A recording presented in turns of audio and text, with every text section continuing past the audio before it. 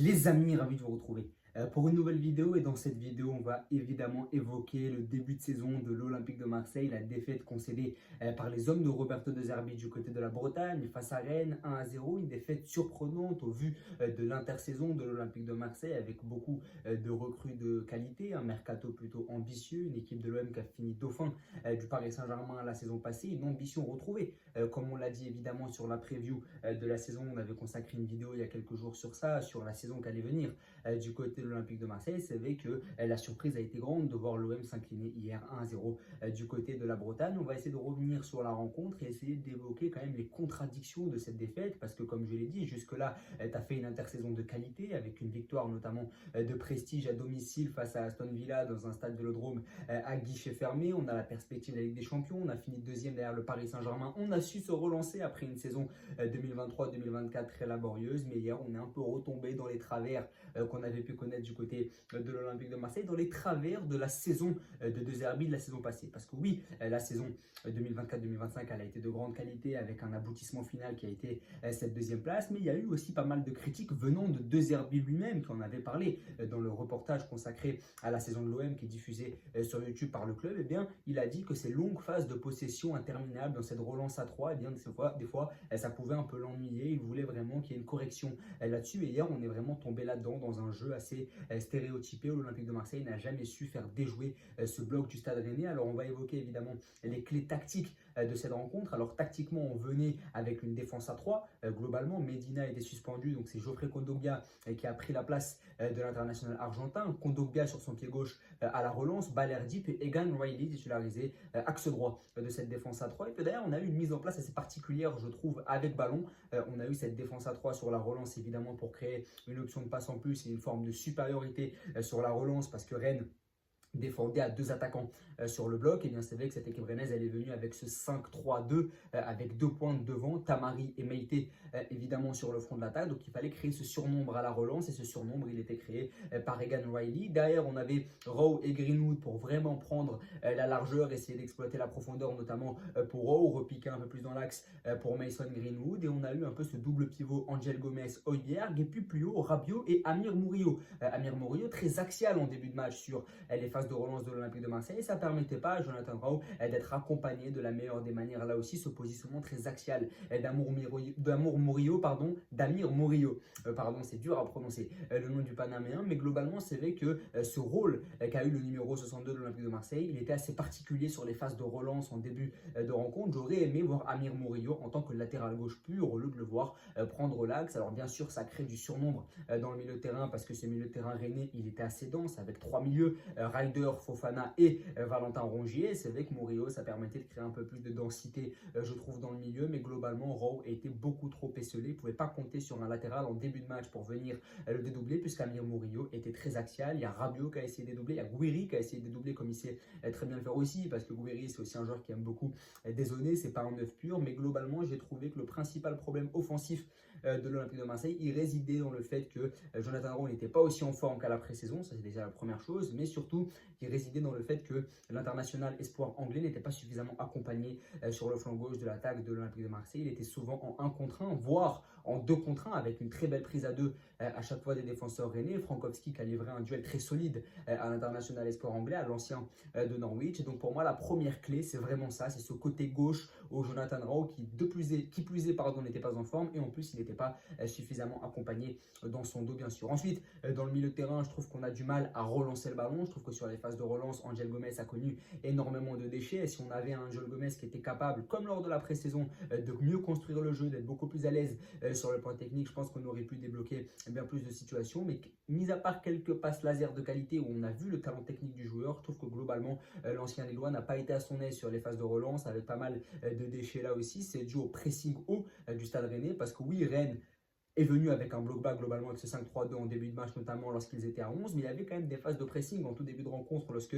Rennes était encore à 11. Il y avait quand même cette phase de pressing qui allait inquiéter Angel Gomez, bien sûr. Donc j'ai trouvé là aussi que sur le plan axial, au niveau de la relance, Angel Gomez a connu beaucoup de déchets. Ça n'a pas permis à l'OM de se relancer d'une manière optimale. Donc c'est vrai que là aussi, il y avait ce déchet-là, je trouve, dans le milieu de terrain du jeune international anglais. Et puis plus haut, un Rabiot qui n'a jamais réussi à trouver ses coéquipiers offensifs. Donc globalement, c'est sur les phases de relance, sens où on s'est enfermé dans ce faux rythme, dans ce jeu très stéréotypé. On a eu du mal à trouver la bonne passe. Et ça, c'est dû au fait qu'Angel Gomez a connu beaucoup de déchets, mais c'est dû au fait aussi qu'Adrien Rabiot n'a jamais été en mesure de toucher ses coéquipiers et de créer le lien entre le milieu de terrain et l'attaque. Et ça a été l'un des principaux problèmes de l'Olympique de Marseille, forçant Mason Greenwood à essayer de faire le miracle tout seul. Je ne compte plus les frappes de Mason Greenwood qui sont allées toucher les pigeons rennais de manière systématique, parce qu'à chaque fois, il a été obligé d'essayer de trouver l'inspiration alors qu'il ne pouvait pas le faire tout seul, puisque ça manquait de lion, ça manquait de jeu collectif, ça manquait de vitesse.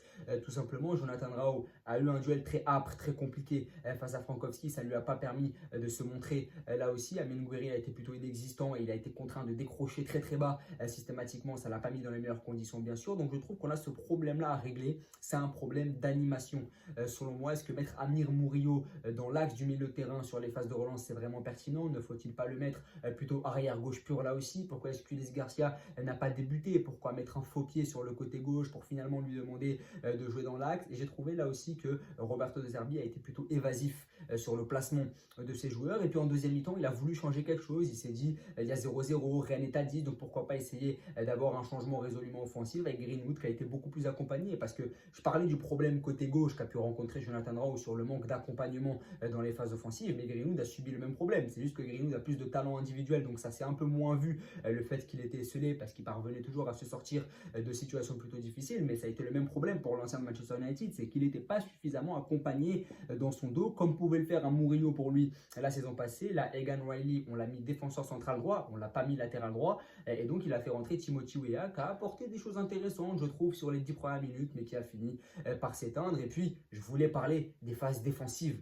de l'Olympique de Marseille. Alors évidemment, Rennes a rapidement été réduit à 10, donc on n'a pas vraiment pu voir l'OM être très inquiété, mais globalement, jouer le piège du hors-jeu comme ça, être aussi haut quand tu as Tamari, qui est l'un des joueurs les plus rapides du championnat, quand tu as Mohamed Meïté, qui prend l'espace aussi beaucoup, et bien je trouve que c'est un risque quand même en Ligue 1, parce que on parle beaucoup du piège du hors-jeu d'Hansi Flick. C'est très intéressant ce que fait Hansi Flick, mais déjà c'est très énergivore et surtout en Liga ça peut fonctionner parce que tu as moins de profils de transition. Là en Ligue 1, en Première Ligue, en Bundesliga, c'est dur de jouer comme ça. D'ailleurs en Bundesliga ça se voit, toutes les équipes jouent comme ça et à chaque fois il y a des buts à foison. Alors c'est pas pour me rendre malheureux de voir autant de spectacles, mais je trouve quand même qu'il faudrait avoir un peu de structure et je ne sais pas si le fait de jouer aussi haut c'est compatible à la Ligue 1 et au profil de transition rapide que tu peux prendre dans le dos. Là où en Liga c'est peut-être plus simple de le faire parce qu'il y a plus de joueurs de ballon, ça joue un peu plus dans les pieds, dans les petits espaces. Là aussi, donc c'est que ce piège du hors-jeu, on le voit avec le Barça, il est très énergivore et on voit qu'il y a un manque de concentration à la fin du match parce que tu as joué tellement haut, tu as tellement mis d'abattage dans les courses offensives, même pour les offensifs au final, parce que même Balerdi se projetait énormément dans la surface adverse et bien globalement tu as été pris dans le dos. Alors évidemment ça a fonctionné à de nombreuses reprises avec d'innombrables hors-jeux côté rennais, mais sur la fin du match, eh bien, tu prends ce but parce que tu es mal aligné. Donc tu peux être aligné d'une bonne manière 15 fois, si la 16e fois tu es mal aligné, tu finis par prendre un but. Donc ce piège du hors-jeu, je le trouve un peu caduque, il peut être efficace, mais il suffit d'une erreur de concentration pour qu'au final tout tombe à l'eau. Mais globalement, il n'y a pas tout à effacer quand même du côté de l'Olympique de Marseille. Je trouve que nos phases de construction, elles sont intéressantes. Il y a une équipe qui veut prendre le dessus d'un point de vue collectif, il y a une équipe qui veut poser le pied sur le ballon. L'OM a clairement dominé le Stade Rennais dans le jeu. On a vu une qualité technique évidemment qui a été très présente. Si on enlève les quelques déchets d'Angel Gomez, on voit quand même les rudiments de quelque chose d'intéressant sur les phases de relance avec Højbjerg et Gomez qui sont très à l'aise avec le ballon. On a aussi Balerdi et Egan Riley qui a été très intéressant, le jeune international espoir anglais, sur les phases de transition du Stade Rennais parce que Rennes à 10 n'avait plus que les options de transition au final et j'ai trouvé Egan Riley très solide, notamment face à Seko Fofana, face à Tamari. Je l'ai trouvé sur ces phases de 1 contre 1 où il était un peu livré à lui-même puisque l'OM se projetait énormément et à la fin c'était des phases de 1 contre 1 pour les défenseurs. Je l'ai trouvé très intéressant là aussi. Donc c'est un peu les choses positives que je retiendrai, c'est que l'OM a su imprimer son rythme sur le match mais n'a jamais été en mesure de trouver le décalage, n'a jamais été en mesure d'inquiéter vraiment le Stade Rennais, mais un Stade Rennais qui à 10 a commencé à se recroqueviller et à jouer les phases de transition et l'OM a jeté toutes ses forces dans la bataille offensive pour finalement se négliger, se découvrir un peu sur la phase défensive. Donc voilà, c'est un peu ce que je retiendrai sur cette rencontre. La première chose, c'est le positionnement d'Amir Murillo sur les phases offensives que j'ai trouvé très particulier, que je n'ai pas vraiment apprécié. J'aurais aimé que Murillo vienne soutenir Rowe dans son dos et ne pas faire des courses axiales simplement pour créer de la densité dans le milieu. Je pense qu'Amir Murillo aurait été beaucoup plus utile dans la largeur plutôt que de le mettre là pour créer le surnombre dans le milieu de terrain. J'aurais aimé aussi qu'Angel Gomez ait un peu moins de déchets, ça nous aurait permis de trouver plus de décalage, de mieux construire le jeu depuis l'arrière, mais je pense qu'Angel Gomez est un super joueur et qu'il va redresser la barre sur les prochaines rencontres. Et j'aurais aimé aussi qu'on crée un peu plus de liens dans l'axe entre les milieux de terrain et les attaquants. Et ça, c'est évidemment le rôle d'Adrien Rabiot. D'ailleurs, on parle de quelques litiges qui auraient lieu à la fin de la rencontre entre Rabiot et Jonathan Raoult. Là, c'est un peu les dernières informations qu'on a eues parce que c'est normal.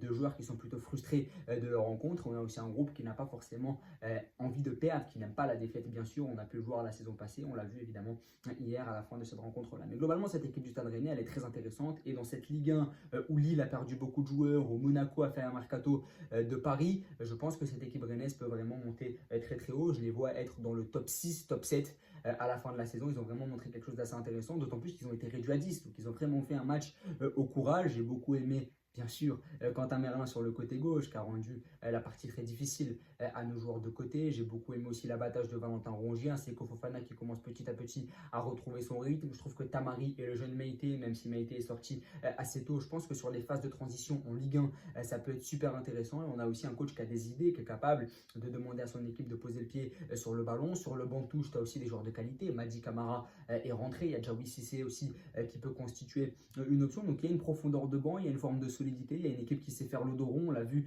sur le match d'hier, mais il y a aussi une équipe qui est capable d'exploiter les phases de transition, qui a des joueurs de ballon quand même au milieu de terrain, hein, Rongier, Fofana, au niveau de la Ligue 1, c'est assez intéressant. Donc j'ai hâte de voir ce que va donner cette équipe rennaise sur la suite de la saison. On n'a pas perdu contre une équipe moyenne, on a perdu contre une belle équipe de notre championnat qui va, je pense, réaliser une belle saison. En tout cas, j'ai hâte de voir ce que ça va donner. Mais voilà, j'ai listé un peu les problèmes que j'ai pu observer sur cette rencontre-là face au Stade Rennais. Maintenant, cap sur la semaine prochaine avec la réception du Paris FC. On fera la preview, le débrief évidemment. On se retrouve la semaine prochaine.